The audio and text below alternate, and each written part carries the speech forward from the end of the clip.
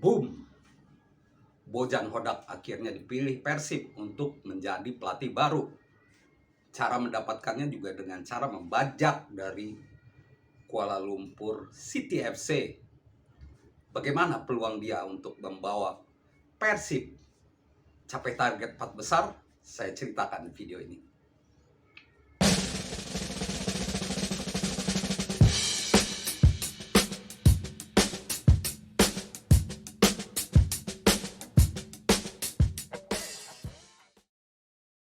Halo teman-teman, jumpa lagi dengan saya Depri Saipullah. Halo Boboto semua, Kumadamang. Tentunya senang ya mendengarkan klub kebanggaan mendapatkan pelatih baru untuk menggantikan Luis Milla. Hilang sudah, gagal sudah semua spekulasi.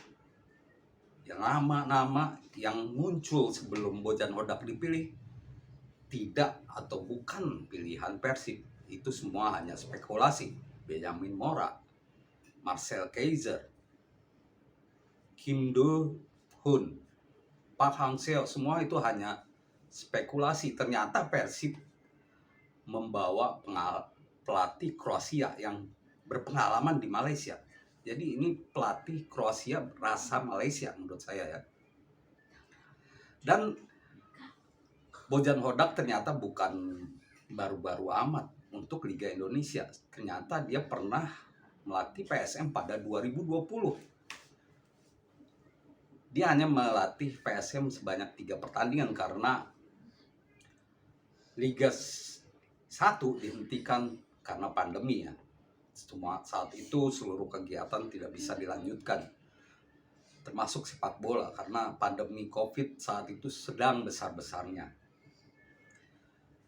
Bojan Hodak menurut saya adalah pilihan jitu untuk Persib. Dibandingkan nama-nama lainnya memang bersaing lah ya. Tapi kalau melihat prestasi, dia sepertinya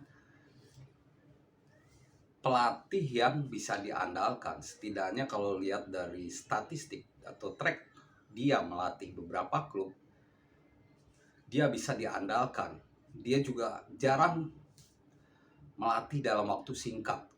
Dimulai dari Phnom Penh Crown, dia berhasil membawa klub Kamboja ini menjadi juara. Lalu pindah ke Shandong Luneng, hanya jadi asisten pelatih. Lalu pindah ke Kelantan FC, dia meraih 4 gelar, diantaranya Liga Super Malaysia di musim pertamanya, Piala FA dan Piala Malaysia. Dia pernah treble di Kelantan FC ini. Lalu dia pindah ke Johor Darul Ta'zim pada 2014. Bojan Hodak pun langsung membawa klub, salah satu klub prestisius di Malaysia ini, menjadi juara Liga Super Malaysia. Setelah 2014 dia sempat singgah di Malaysia U19, Timnas Malaysia U19 lagi. Dia berhasil membawa Malaysia U19 menjadi juara Piala AFF U18. Saat itu dia mengalahkan Indonesia di final yang berlangsung di Indonesia. Jadi semua tim yang ditanganinya berhasil menjadi juara. Terakhir ya Kuala Lumpur City FC, dia berhasil membawa klub ini juara Piala FA Malaysia. Lalu musim lalu dia membawa Kuala Lumpur City FC ke final Piala FC. Dan hanya saja gagal juara karena kalah dari klub Oman ya, Al Sadd. Jadi melihat track record ini, Bojan Hodak adalah pelatih jaminan mutu, bukan kaleng-kaleng. Dan di Malaysia lebih sibuk karena ada Piala FA, Piala Liga Malaysia yang banyak, kompetisinya relatif lebih sibuk dibandingkan Indonesia yang hanya BRI Liga 1. Saat ini Piala Liga Indonesia atau Copa ada belum ada lagi gitu. Tahun musim lalu sempat ada wacana tapi tidak ada sponsor. Jadi secara kuantitas pertandingan justru Bojan Hodak bisa lebih fokus dengan Persib. Tapi kembali pertanyaannya, apakah dia bisa membawa Persib meraih target 4 besar? Satu klub dengan satu klub lainnya tentu berbeda. Dia boleh hebat di Malaysia, tapi di Indonesia bagaimana? Tentu suasananya berbeda. Di PSM dia 3 pertandingan belum tidak kalah ya, 1 menang dan 2 imbang. Namun tentu suasananya berbeda. Tugas Bojan Hodak di Persib adalah meracik skuad terbaik, meracik formasi terbaik agar pemain-pemain bagus di Persib ini bisa menghasilkan kemenangan. 4 pertandingan tanpa kemenangan adalah hal buruk. Pada pekan kelima Persib akan tandang ke Persib. Ini mungkin Bojan Hodak belum bisa memimpin ya. Tapi kita berharap secepatnya ya bisa gabung karena Persib ini butuh tangan dingin. Bojan Hodak merupakan pelatih yang menemukan Sayuri bersaudara yang dibawa dari Merauke ke PSM. Dan Ezra Walian juga sudah tahu dengan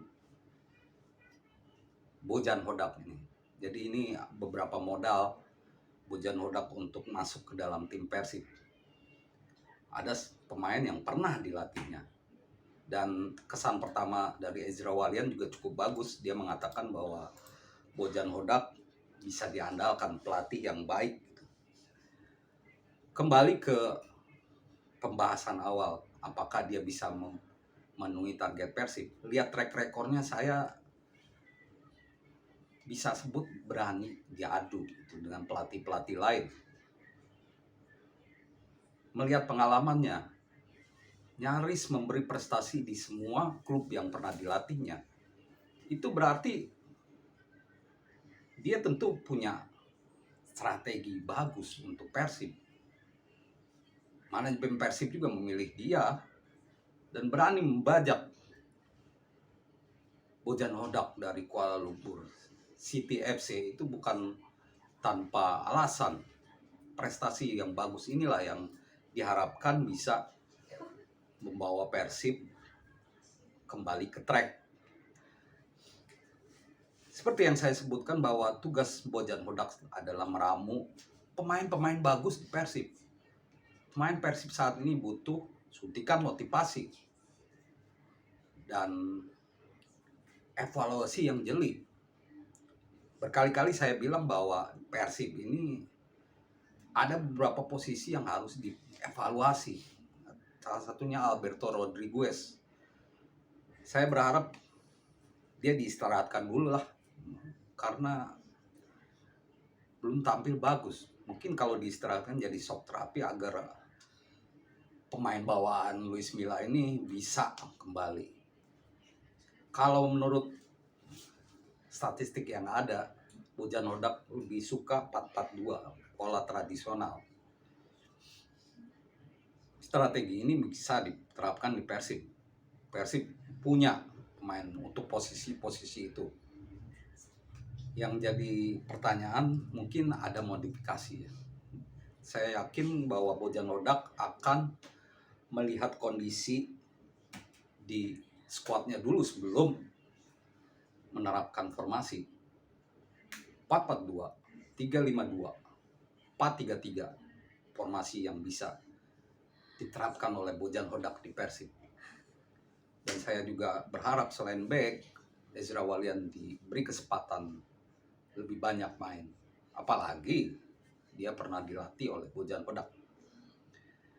Harapan besar diberikan kepada Bojan Hodak. Dia diharapkan bisa membawa Persib bersaing lagi yang saat ini posisinya mengenaskan, berada di posisi 16. Ini bukan posisi yang biasanya dihuni oleh Persib. Persib harus bangkit dan ini momen yang tepat bagi manajemen untuk mendapatkan pelatih baru. Demikian teman-teman ulasan saya soal pelatih baru Persib, Bojan Hodak. Prestasinya mentereng. Apakah dia bisa mengulang lagi di Persib? Melihat track recordnya, saya yakin berani diadu dengan pelatih-pelatih bagus lainnya seperti Bernardo Tavares, Thomas Doll, dan Jan Olde Rickering dari Dewa United. Kita tunggu saja. Terima kasih dan salam olahraga.